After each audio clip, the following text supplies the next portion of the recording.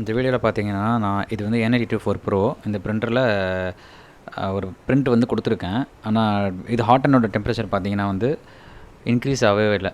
220 degree நான் set பண்ணியிருக்கேன். பார்த்தீங்கன்னா வந்து அது 28 அந்த ரூம் டெம்பரேச்சர்லேயே தான் இருந்தது. அதோட காரணம் என்னென்னு பார்த்தீங்கன்னா வந்து பின்னாடி அதில் அந்த ஹாட்டெண்டோட ஒயர் பார்த்தீங்கன்னா வந்து பர்ன் அவுட் ஆகிருக்கும். அது இப்போ நான் காட்டுறேன். பார்த்தீங்கன்னா வந்து அது டெம்பரேச்சர் வந்து பெட் டெம்பரேச்சர் வந்து 50 செட் பண்ணியிருக்கேன். 47 இருக்குது. 50 ஆனதுக்கப்புறம் என்ன ஆகுதுன்னு பார்த்தீங்கன்னா அந்த 220 டிகிரி இருக்குது பார்த்தீங்களா, 220 ஹாட்டனோட டெம்பரேச்சர் வந்து 0 ஆகிடுது.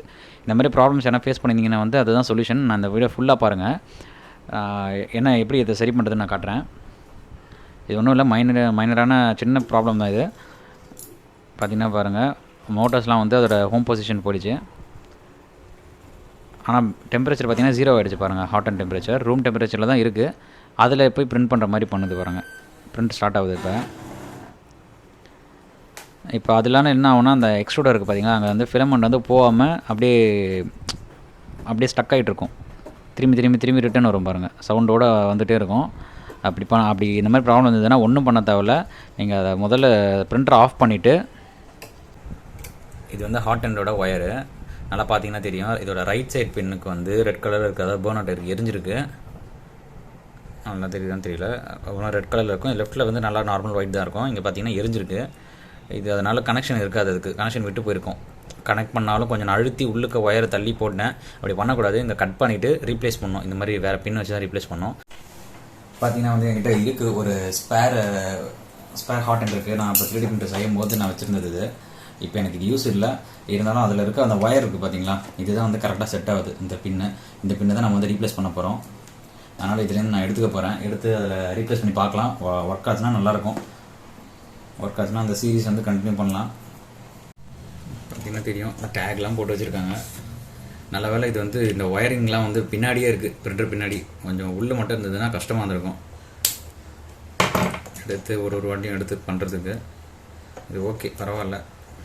கொஞ்சம் ஒயர் பெருசாக வருதா பார்த்தீங்கன்னா நல்லா தெரியும் உங்களுக்கு. ரெட் கலரில் இருக்குது பாருங்கள், எரிஞ்சது.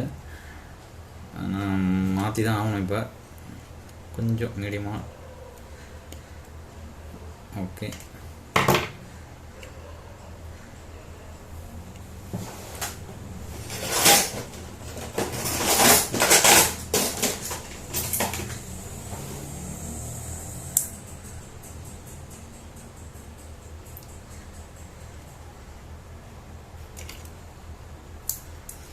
எந்த ஒயர் எதுன்னு தெரியலையே, அதை நோட் பண்ண மறந்துட்டேன்.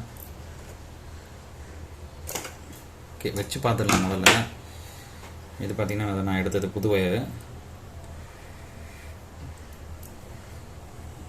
ஆனால் இதில் ப்ளஸ் மைனஸ் இருக்குன்னு தான் நினைக்கிறேன். இப்போதைக்கு சும்மா ரஃபாக ஒரு வாட்டி வச்சு பார்க்கலாம் கரெக்டாக ஒர்க் ஆகுதா இல்லையான்ட்டு.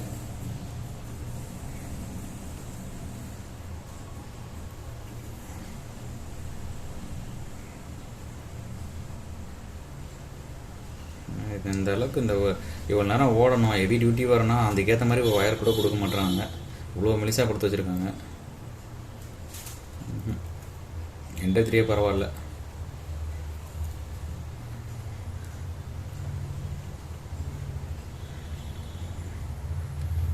இது ஹாட் எண்டுக்கான இதில் கொடுக்குறேன் கனெக்ஷன். இது வந்து டெம்பரேச்சர் எவ்வளோ இருக்குன்னு பார்க்குறதுக்கான ஒயரு, அந்த சென்சாருக்கான ஒயர். ஓகே, மற்ற எல்லாத்தையுமே டைட்டாக ஃபிட் பண்ணிட்டேன். இப்போ ஆன் பண்ணி பார்க்கலாம்.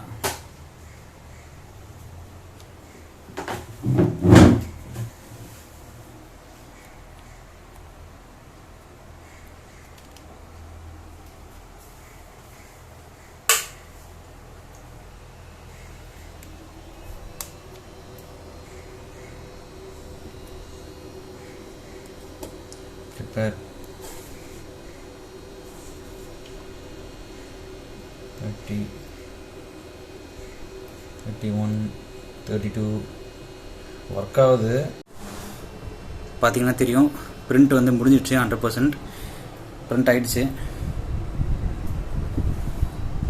பின்னாடி பார்த்தீங்கன்னா இந்த ஒயரிங் வந்து இப்போ அதை வந்து ஒரு டேப் போட்டு சுற்றிடலாம். ஓகே, இதுதான் இந்த ப்ராப்ளம் தான். இது வந்து சரியாயிடுச்சு.